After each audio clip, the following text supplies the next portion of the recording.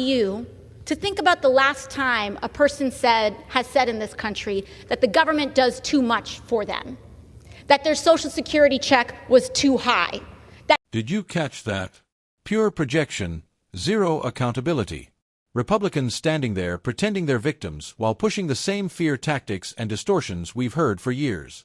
This is exactly why Democrats are calling it out, because somebody has to tell the truth. Hit like, subscribe, and stay to the end, because I'm breaking this all the way down. They are accusing Democrats of saying we spend too much. For anyone that wants to entertain that thought, I ask you to think about the last time a person has said in this country that the government does too much for them, that their Social Security check was too high, that teachers are paid too much. When was the last time anyone has heard or seen that? Another quote. President Biden already lowered the deficit by $1.7 trillion. They say his budget would cut the deficit by another $3 trillion by eliminating wasteful spending on big oil and pharma, we're told. But it is in fact our Democratic colleagues who prefer to maintain their massive subsidies for the elites and the wealthy in their so-called Inflation Reduction Act just last year. My friend from New York, Ms. Ocasio-Cortez, said, quote, I ask you, think about the last time a person has said in this country that the government does too much for them. When was the last time anyone has heard or seen that? I'll say it. I'll say it right here. I don't want the government doing most of the things that the government is doing to interfere with the ability of the American people to carry out their lives. Federal, state, and local.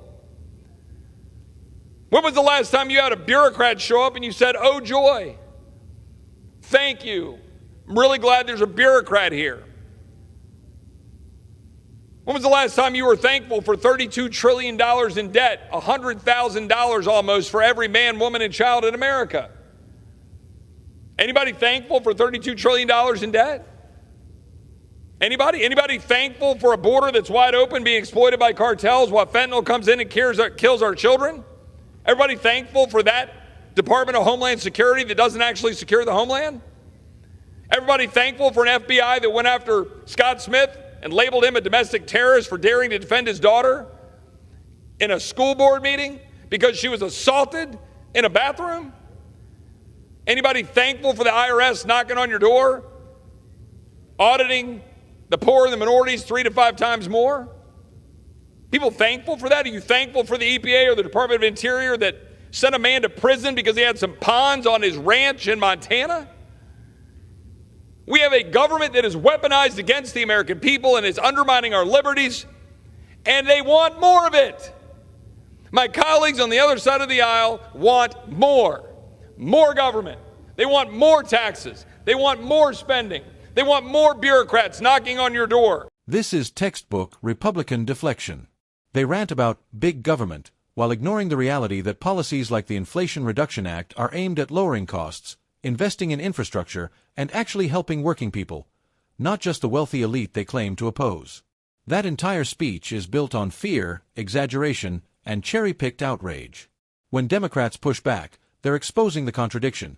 Republicans scream about debt and government overreach, yet have no problem backing massive tax cuts for corporations and the rich that balloon deficits. They cry about bureaucrats, but stay silent when government power is used in ways that align with their agenda. And the fear-mongering? It's deliberate. Border panic, agency distrust, conspiracy-level claims about institutions, it's all designed to distract from the fact that they offer no real solutions.